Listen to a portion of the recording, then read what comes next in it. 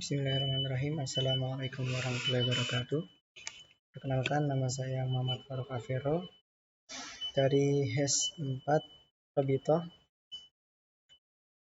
Fakultas Syariah. Saya akan menerangkan sebuah PowerPoint yang berjudul dengan LKS Akad dalam Perbankan Syariah, Ijarah IMBT, dan juga Multi Akad. Langsung saja.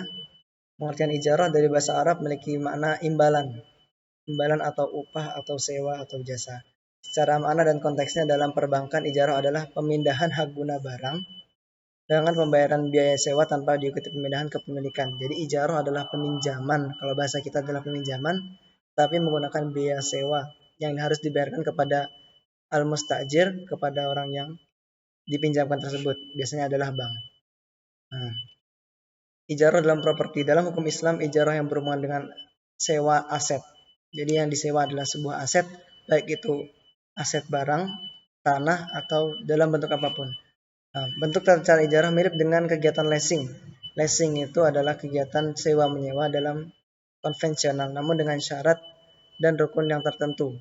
Jadi tidak ada riba di dalamnya. Pihak yang menyewa disebut dengan mustajir. Yang menyewakan disebut mujir atau muajir. Kemudian biayanya disebut dengan ujroh. Jadi kalau saya menyewa, saya adalah mustajir, bank adalah mujir, dan biayanya disebut dengan al-ujroh. Jadi ijarah murni, atau praktik tata cara ijarah murni sama dengan perjanjian sewa menyewa seperti biasanya. Seperti yang biasanya kita kerjakan sehari-hari atau yang biasanya para pemilik modal memberikan ijarah kepada seorang yang ingin meminjamkan tersebut. Lanjut adalah ijarah muntahiyah bitamlik atau peminjaman yang diakhiri dengan permindahan kepemilikan. Jadi akad di awal peminjaman dan akad juga diakhiri dengan pemindahan hak milik dari bank atau dari pihak al-mujir kepada al-mustajir tadi.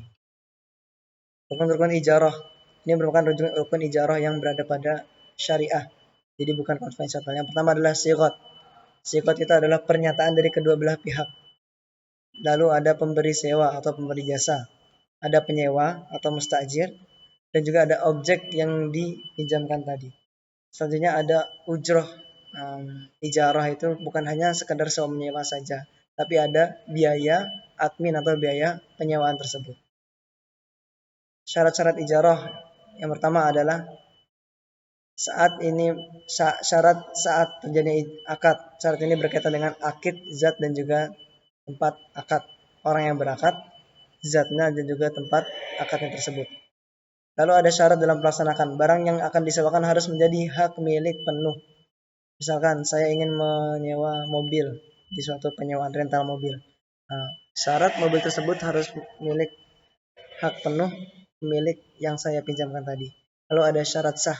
Barang yang menjadi objek harus memiliki manfaat yang jelas. Misalkan saya meminjamkan manfaatnya untuk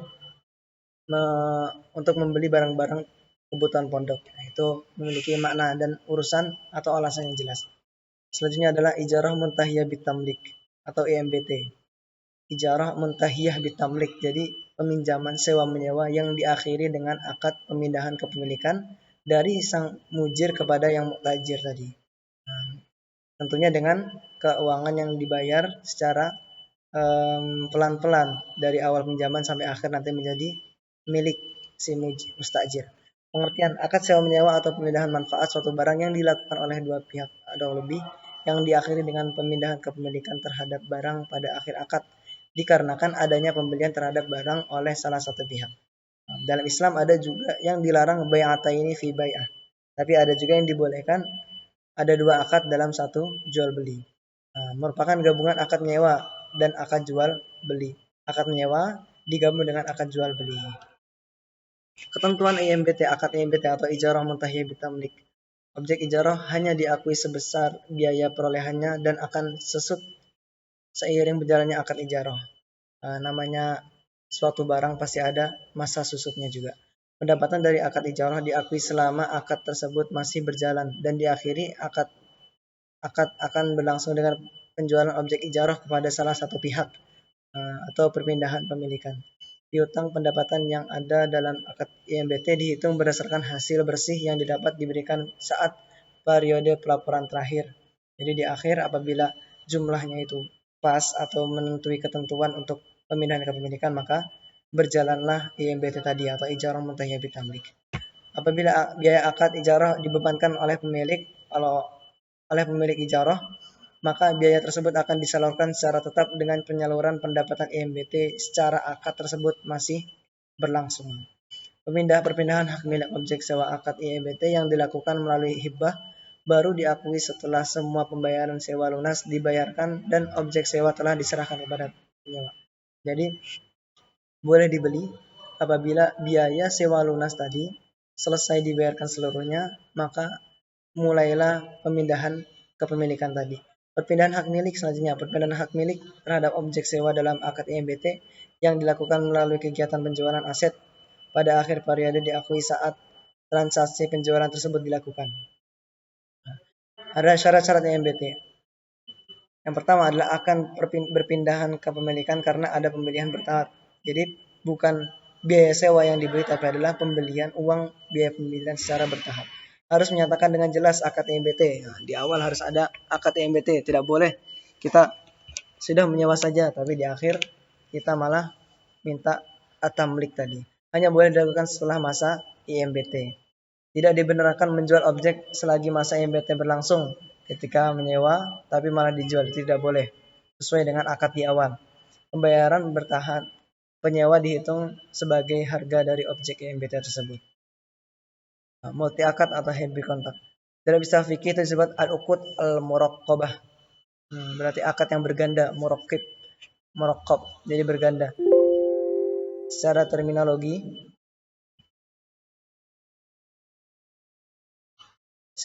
multi akad adalah kesepakatan dua pihak untuk melaksanakan suatu akad yang mengandung dua akad atau lebih. Satu pihak melaksanakan suatu akad, tapi akadnya mengandung lebih dari satu akad, bisa dua akad atau lebih. Macam-macam multi akad. Akad bergantung atau akad bersyarat. Sebenarnya macam-macam multi akad itu ada banyak, tapi saya pilih di sini adalah multi akad yang sifatnya umum dikerjakan oleh orang Indonesia. Itu hanya ada dua. Pertama adalah akad bergantung bersyarat atau al-uqud al-mutaqabilah. Multi akad dalam bentuk akad kedua merespon akad pertama, di mana kesempurnaan akad pertama bergantung pada kesempurnaan akad kedua melalui proses timbal balik. Dengan kata lain, akad satu bergantung dengan akad yang lainnya. Jadi mutaqabil, akad pertama dan akad kedua itu saling bergantungan. Selanjutnya yang kedua adalah akad terkumpul atau al-uqud al-mujtami'ah. Multi akad yang terhimpun dalam satu akad, dua atau lebih akad terhimpun menjadi satu akad. Jadi dua atau lebih akad yang tadi akad pertama dan al-uqud yang sebelumnya adalah al-uqud al-mutaqabilah itu akad pertama bergantung pada akad kedua. Kalau al-uqud al-mujtami'ah dari kata-kata terkumpul, jadi dua akad terhimpun menjadi satu akad. Nah, banyak pendapat ulama yang menerangkan tentang multi akad karena ada juga yang melarang, ada juga yang membolehkan. Mayoritas ulama Hanafiyah atau ulama-ulama Hanafi, sebagian pendapat ulama Malikiyah, ulama Syafi'iyah dan Hambali berpendapat bahwa hukum multi akad sah dan diperbolehkan menurut Islam. Ibnu Al-Qayyim dia berpendapat bahwa hukum asal dari akad dan syarat adalah sah kecuali yang dibatalkan atau dilarang agama. Al-aslu fil muamalah libah illa ma daladun ala tahrimihi. Mungkin cukup sekian dari saya. Terima kasih. Assalamualaikum warahmatullahi wabarakatuh.